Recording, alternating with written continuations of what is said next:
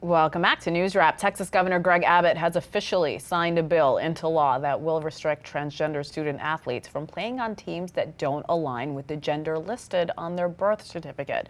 The new law is set to take effect on January 18th. Critics of the law say this mean-spirited rule would make life more difficult for kids who are already struggling. But proponents say it's needed to keep competition fair, especially for girls.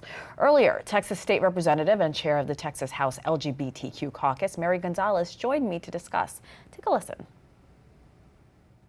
My reaction, devastated but eager to continue fighting for LGBTQ youth in Texas because that's what they deserve and need right now.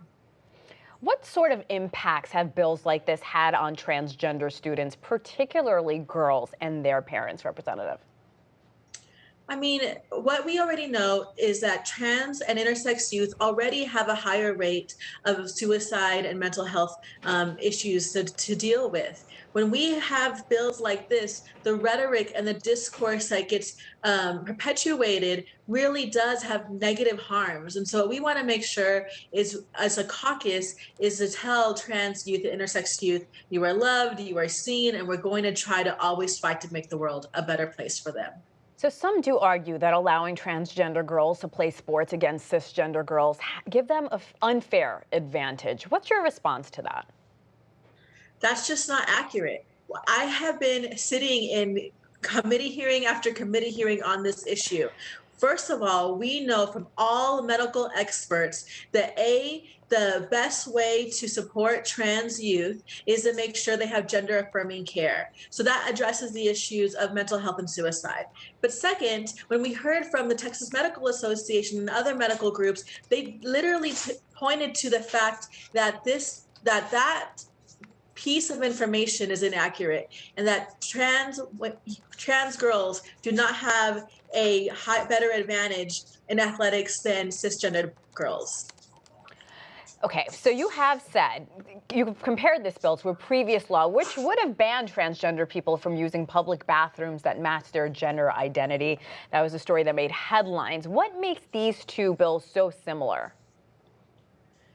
First and foremost, I think both of these bills were searching for a problem. We're trying to actively target LGBTQ people because they're trying to prove a point to grassroots folks on the right. So I compare these bills because, again, back then there wasn't a problem.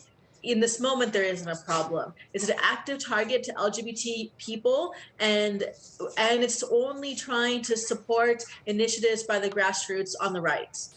Is it possible, Representative, we could see other states trying to consider this very sports ban? We already are seeing other states considering this other sports ban, and that's what makes it dangerous. Because Texas is so big and plays such a large role nationally, what we do in this state has a domino effect on other states. And let me also say this. One of the things that I discussed on the floor when we were debating this bill is that this isn't the only option. There are 15 states that have gender affirming or inclusive sports programs. And we should be trying to achieve to be like those states where they have no problems and are very inclusive to all students.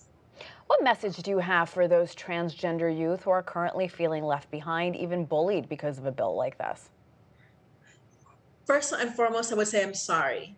I'm sorry that the leadership is doing these harmful pieces of legislation. But second, I would say that there are folks like people in the LGBTQ caucus who genuinely love and care and fight like so fiercely to protect LGBT youth, trans youth, and intersex youth, because we know that that's what we need to be doing for the next generation. I am curious here, Representative Gonzalez, you are in Texas. What are you hearing from students, from parents about this bill? From parents, I've heard, especially parents to LGBT youth, that they are very concerned that they might even have to move away from Texas. We've heard even from businesses that talk about how difficult it is to recruit in Texas when we pass these harmful pieces of legislation. And what is so powerful about students is they speak with resilience. They say, like, this bill is harmful, but we're not going to let it keep us down. We're going to still keep fighting to make sure that we build an inclusive Texas. And that's what I'm going to do with them. You mentioned that we've seen other states join in on Texas, like Tennessee, Mississippi, Florida, Arkansas, Montana. What precedents does a bill like this send to the country and to the world? I think at some point we have to say that we're going to be a society and a state that isn't going to discriminate against LGBT people. And so every time we pass a bill like this, and we know that it's politically motivated, not policy motivated, we send the message that our policies are determined by our politics, and our politics are defined by the most extreme.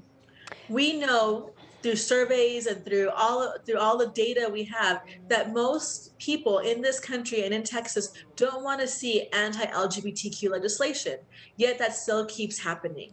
So what I'm trying to say is we need to be an inclusive state and an inclusive country. I have 30 seconds left with you. I do want to talk to you about an AP survey of legislators supporting bills like the one we're talking about in Texas. But many of them, almost all of them, couldn't find an instance of a transgender girl's participation in sports that caused a problem in their state. So why are they going ahead with this, in your opinion? Exactly. Again, in the hours of committee hearings, there was actually no problem. So if there's no problem, then we know it's politics. Why are they going ahead with this? Because it's part of a political agenda they use during primaries because of a grassroots extreme right. Kids deserve better. Kids deserve not to be used as political tools, and that's what we're fighting for. Thanks to Texas State Representative and Chair of the Texas House LGBTQ Caucus, Mary Gonzalez.